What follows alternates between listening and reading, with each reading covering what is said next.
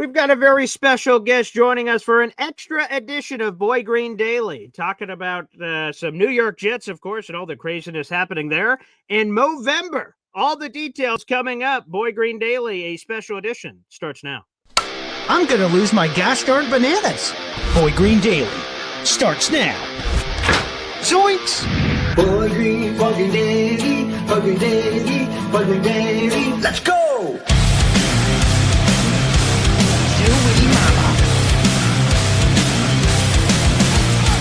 Put your seatbelts on. Get ready for the ride. We're the freaking New York Jets, so we're built for this shit.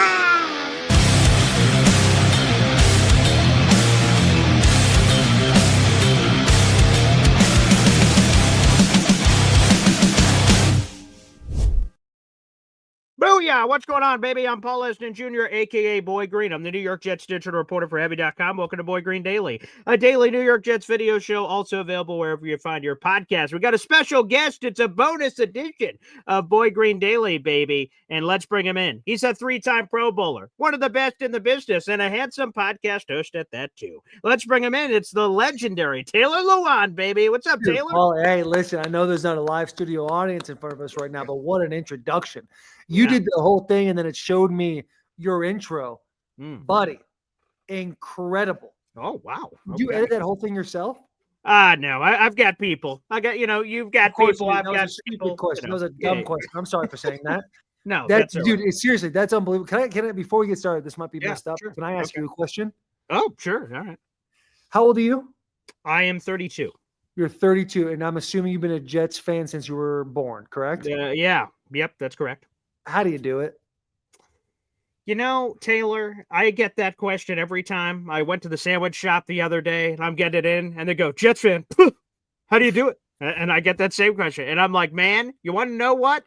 When we win, because it's going to happen. We're going to win another Super Bowl. And when we do, I'm going to be laughing at these other times. You just go through the grind.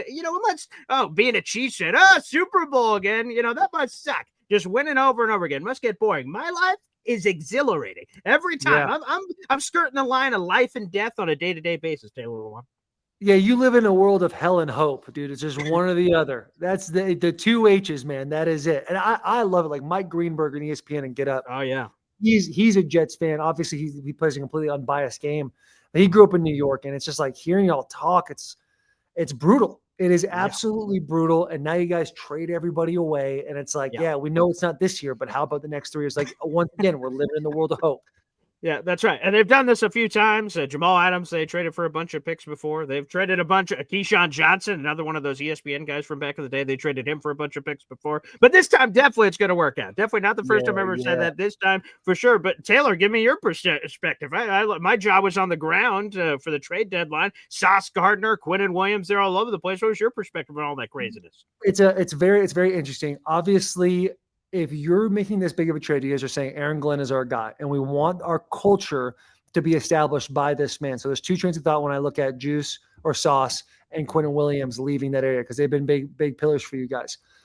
Either those guys don't fit the culture that Aaron Glenn wants, and so he's going to move them away and get draft capital, or they just think to themselves, let's wipe the slate clean, have a blank canvas, and allow Aaron Glenn to do what Dan Campbell did, and that's bring in his guys, his culture, and work through the draft, work through the free agency. I'm assuming the Jets have a lot of money going into free agency this year, so you're going to have to swing a big stick. And not only once you do that, you're going to have all these new draft picks, all these new free agency signings, and how do you take those 8-12 weeks during OTAs and a little bit of time in camp to get all those guys gelled together and buy into the same thing? It's going to be interesting. History says it's not going to work, but I believe. Hey, Paulie, since I've met you, buddy, I'm now like kind of becoming a Jets fan. I look at you and I look at the intro. I'm like, I got to believe with this man at this point. Okay. Well, I appreciate it. We were, you didn't know this, but we're rubbing elbows at the Bills training camp. My boy Sal Capaccio was out there and a bunch of guys, and I saw you guys all hanging out. Joe Brady came over. You guys all did your flex picture, which was nice. I was right there at Bills training camp. So it was good to be in your acquaintance, and now we're here again, baby. So now we're boys, this is great times. That's What it. were you doing? Were you doing at the Bills training camp? Just scouting the enemies. That's it. I told everybody that I was just undercover, so I did wear a green polo, so I'm sure that was totally, Yeah. undercover, and no one saw anything coming. But yeah, I was just keeping an eye on the Bills, letting them know that we're coming. Not 2025, but at some point Yeah. in the future, 2026 though for could sure. be a totally different story. And Yeah. there's nothing says good undercover guy like telling everybody you're undercover when you're a place you should be undercover at. See, yeah, So you man, already know the plan. That's pretty impressive. Now, let yeah. me tell you this, Taylor. You didn't have to, you didn't have to get traded because you were just a stud. And you got to be in Tennessee for the whole time. So that was terrific. But I imagine in that locker room, you saw a lot of guys that are jettisoned, and us fans were so disconnected from it. We see guys change all the time, so we just have to keep switching out all these jerseys. But I mean, I'm running out of jerseys that are still members of the Jets, for God's sakes. But Yeah. so we sort of get desensitized to it. But you're in the locker room, you're seeing your brother in arms one day, and then the next day up. That's what the Jets locker room has to do. They just got to keep moving forward. What's the player perspective with all these trades? And suddenly you got to move your house, your family, your life.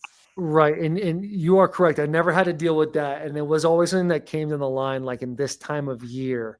Like I knew for the most part, I was always safe. I had a great relationship with John Robinson towards the time that I would have probably gotten traded.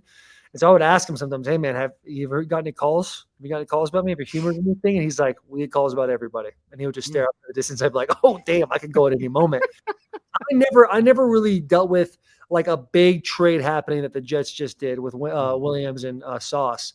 Yeah. What the biggest thing for me was draft night. I believe it was 2018, 2019 when AJ Brown was traded to the Philadelphia Eagles. That was one for me that just took me by surprise.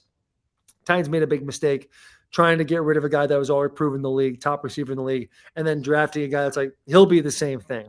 Spoiler alert, that doesn't usually work.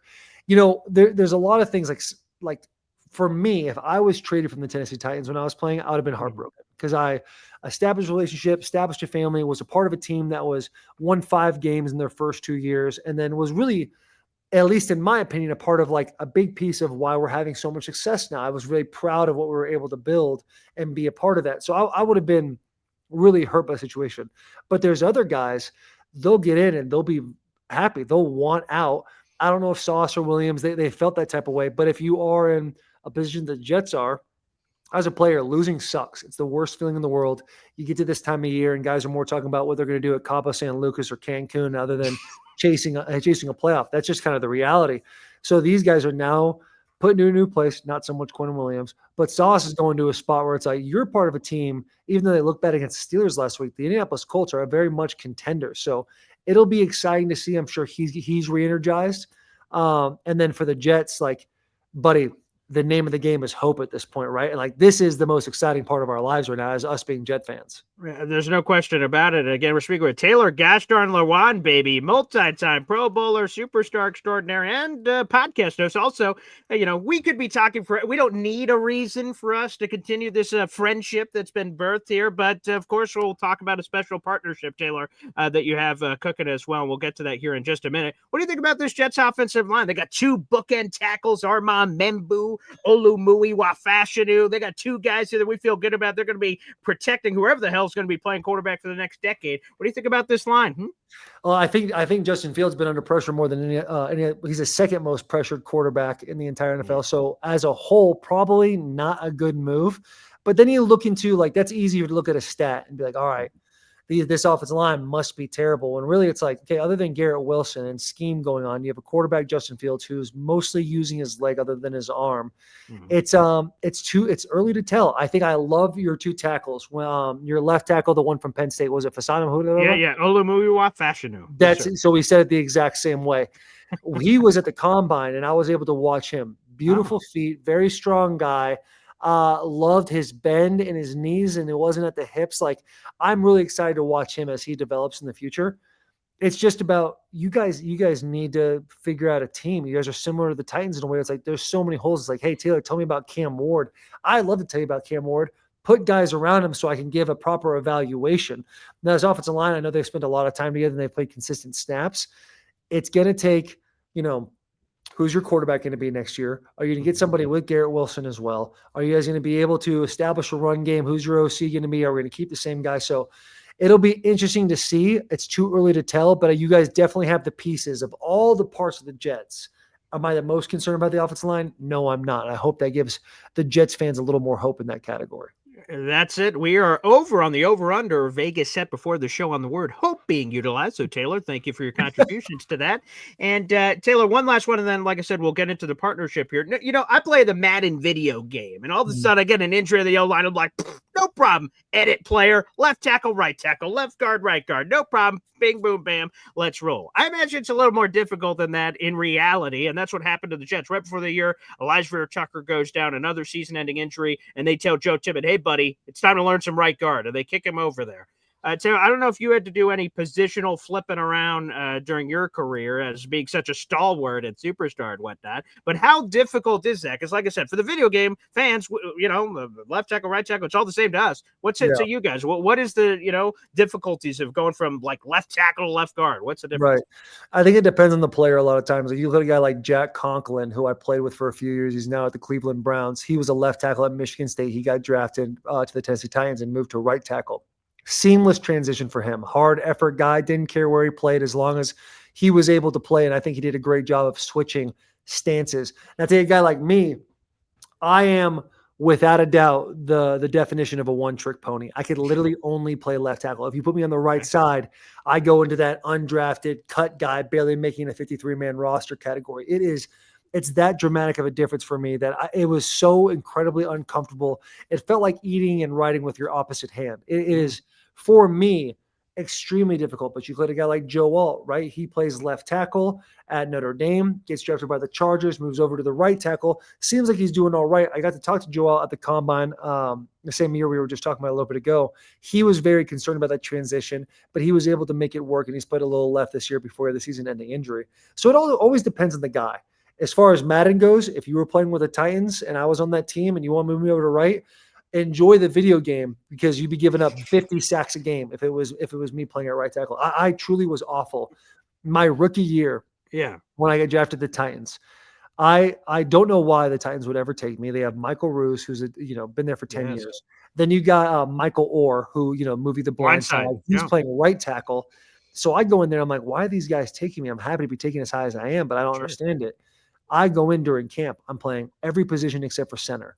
And the only position I'm showing a little bit of life at is left tackle. But I had to go through like a month of literally being petrified in hell, of just being like, dude, there's no way. I'm praying during preseason games. If somebody's going to go down, please God, let it be Michael Roos. No, and I love Michael. He's a great guy. But I'm thinking to myself, for my career and my confidence in my life, if anybody's going to have to go down, it's got to be Michael Roos. Otherwise, my NFL career is over. So it depends on the individual.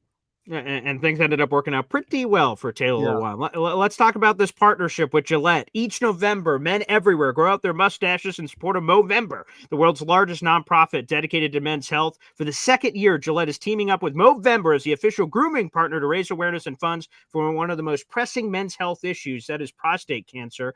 And it's awesome that every Gillette Labs razor purchased in November creates a $1 donation to Movember. The funds fuel the fight against prostate cancer and make every shave count. So as two fellow, bearded mustache enthusiasts here, I mean, they picked no better guy to partner up with. So can you tell us about this partnership, Taylor? Yeah. So with Busting with the Boys, it's been incredible to see people that really take on the show and love the show and watch it, which has allowed us to kind of be very picky and choosy with the partners that we decide to partner up with.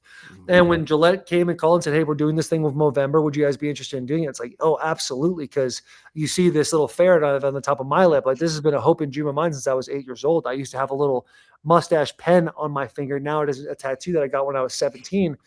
And it was easy for me because Gillette's already what I use, right? Gillette Lab razors. I put those boys on. I use the shaving cream. I use all the stuff. So when they're like, hey, would you want to partner and be a part of this? I was like, oh, absolutely. Get into the men's health, which I think as we've gotten down the line a little bit more and people talk about, the prostate cancer, just the mental side of things, everybody kind of goes through it. And if you're going to shave your face, right, a lot of people during Movember just do it. And a lot of times they don't know why they're doing it. If you're going to shave your face, you might as well use Gillette Lab razors because like you said, every Gillette Lab razor that's sold, $1 gets donated to the process of figuring out the whole prostate cancer thing. So for me, this is very easy. I don't know about you now, Paulie. Are you going to be able to? Are you going to shave it down to a mustache?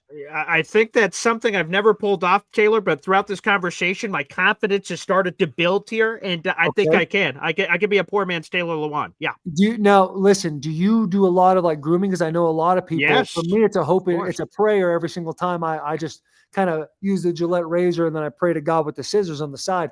Are you line it up and everything like that? 100%. This is God's gift. He delivered. I signed for it. But there's some proper TLC that's happening here. Yeah. It looks fantastic, absolutely fantastic. So, yeah, Will and I were doing a meet and greet on Friday. We're gonna get in the mic a little bit. Gillette is doing a little display. I won't say necessarily what it is, but it'll be taking place on Friday, and just an awesome opportunity to meet people, keep the conversation going, and that's what it's all about, man. The more you're thrusted in the opportunities that you and I have been put into, and you start to have an audience, it's like, why not try to do a little bit of good in this world, and why not partner with a brand that wants to do good as well? And they're the perfect brand to do it when it comes to mustaches. Again, you guys see the link on the screen. That's pgbrandsaver.com/Movember for details. Exclusions apply. That's also in the YouTube description down below for this interview. Taylor, I want to thank you so much for taking the time. And again, now we're best friends. We're best That's right. buds. We're going out for brewskis. No It's all doubt. happening, baby. So glad we're able to do this. And thank you so much for such an important cause here. It's awesome you're using your platform for awesomeness. I appreciate you, Paul. Before I go, I want you to know in 16 years, when the Jets are staring down a Super Bowl, I'm going to jump on that bandwagon like nobody else. And I'm just hoping that you and your fan base can just allow me to come in with open arms. 100%. Just close your eyes and think about me. That's all I'm asking. When that Lombardi gets hoisted, we're dancing around in the parade streets on Broadway. Just think about me. A couple guys in green chugging some beers. There you go. Nothing better. All right. Well, thank you to Taylor Lewan, and shout out to Gillette. Again, all the information on your screen and the YouTube description down below. Thanks, everybody. Appreciate you, man.